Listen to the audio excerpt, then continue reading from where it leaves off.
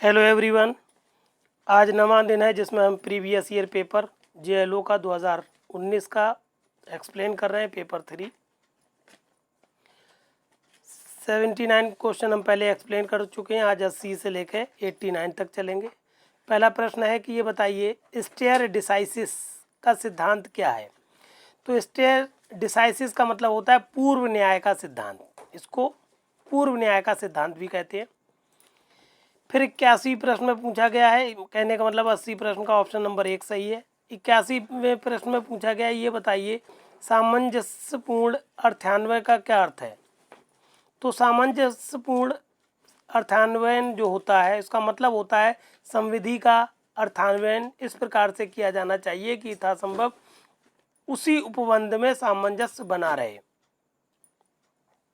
कहने का मतलब है 81वें प्रश्न का ऑप्शन नंबर 2 सही है। 82 प्रश्न में पूछा गया है कि यदि अनुसूची और किसी विशेष प्रावधान में कोई विसंगति प्रतीत होती है तो कौन सा अभिभावी होगा। तो अनुसूची और प्रावधान में अगर कोई विसंगति आ गई है तो हमेशा ही आपको ध्यान रखना है कि प्रावधान जो होगा वो अभिभावी होगा। कहने का मतलब है 82वें प्रश्न का ऑप्शन नंबर 2 सही है। फिर 83 में पूछा गया कि कल्याणकारी संविधि के निर्वचन के बारे में नियम है कि उसका निर्वचन। सीधे सीधे पूछा गया कि कल्याणकारी संविधि का मतलब क्या होता है। तो कल्याणकारी संविधि के निर्वचन के बारे में नियम ये होता है कि उसका निर्वचन उदारता पूर्वक किया जाना चाहिए। 83वें का तीसरा ऑप्शन सही है, उदारता पूर्वक किया जाना चाहिए। 84वें प्रश्न में पूछा गया ये बताइए दांडिक संविधि के निर्वचन में आधारभूत बात कौन सी है। तो दांडिक संविधियों के बारे में आधारभूत बात को आप समझ लें। दांडिक संविधियों पहले आप तो समझ लें ऑप्शन 4 सही है ये सभी। और क्यों है, क्योंकि दांडिक संविधि के बारे में दांडिक संविधियों का निर्वचन कठोरता से किया जाना चाहिए, ये भी सही है। संदेह की स्थिति में उसका लाभ अभियुक्त को दिया जाना चाहिए, ये भी बात सही है। और तीसरी बात, स्पष्ट प्रावधानों के अभाव में अभियुक्त को दंडित नहीं किया जा सकता। इसीलिए ये तीनों ही बातें सही हैं, इसलिए ऑप्शन नंबर 4 सही है 84वें प्रश्न का। 85 प्रश्न में पूछा गया 85 वाले नंबर पर कि निम्नलिखित में से कौन सा एक रिष्टि का नियम है। तो रिष्टि का नियम कौन सा है ये आपको बताना है। तो रिष्ट के नियम का ये होता है कि न्यायाधीशों को उस रिष्टि को देखना चाहिए जिसे रोकने के लिए कानून बनाया गया था। तो कहने का मतलब है 85वें प्रश्न का ऑप्शन नंबर 2 सही है कि रिष्टि के नियम का मतलब यह है कि न्यायाधीशों को उस रिष्ट को देखना चाहिए जिसे रोकने के लिए कानून बनाया गया था। 85 का ऑप्शन नंबर 2 सही है।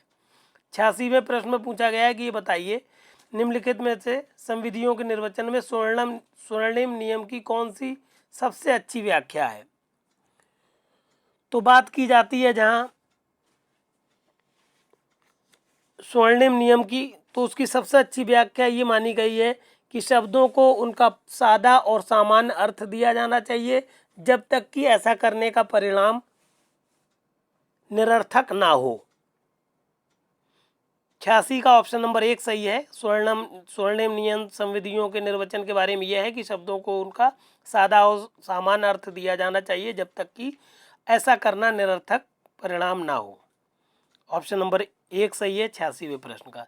87वें प्रश्न में पूछा गया है कि ये बताइए जब विशिष्ट विधि और सामान्य विधि के मध्य विरोधाभास हो तो कौन सी विधि लागू होगी। सिंपल सी बात है, ये प्रश्न कई बार आया है कि जब विशिष्ट विधि और सामान्य विधि में कोई विरोधाभास हो जाए तो आपको हमेशा ही प्रावधान देना है किसको, विधि को लागू करना है विशिष्ट विधि को। हमेशा ही विशिष्ट विधि जो है वो हावी होती है सामान्य विधि के ऊपर, इसलिए ऑप्शन नंबर 2 सही है 87वें प्रश्न का। 88 प्रश्न में ये पूछा गया है कि ये बताइए मात्रा के अनुसार परिमेटेरिया का सिद्धांत क्या है। तो पेरीमेटेरिया या मात्रा के अनुसार का सिद्धांत होता है कि एक ही मामले में एक ही विषय पर कानूनों को एक दूसरे के संदर्भ में माना जाना। कहने का मतलब है पेरीमेटेरिया या मात्रा के अनुसार का मतलब यह है कि अगर एक ही मामला है और एक ही विषय के बारे में कोई कानून है तो उन दोनों चीज़ों को, उन दोनों कानूनों को एक दूसरे के संदर्भ में माना जाना चाहिए। इसीलिए 88वें प्रश्न का ऑप्शन नंबर 3 सही है। आखिरी प्रश्न है 89 नंबर का, इसमें पूछा गया है कि भारतीय संविधान का कौन सा अनुच्छेद विधि के शासन से संबंधित है। तो आप सब लोग जानते होंगे, बहुत ही इम्पोर्टेंट क्वेश्चन है ये, कि हम लोगों के भारतीय संविधान का जो अनुच्छेद 14 है ये विधि के शासन से संबंधित है। ये इसका चूँकि मौलिक अधिकार है और सभी व्यक्तियों को प्राप्त होता है ये मौलिक अधिकार अनुच्छेद 14 के अनुसार, इसीलिए 89 प्रश्न का ऑप्शन नंबर 2 सही है कि विधि का जो शासन है वो अनुच्छेद 14 में बताया गया है।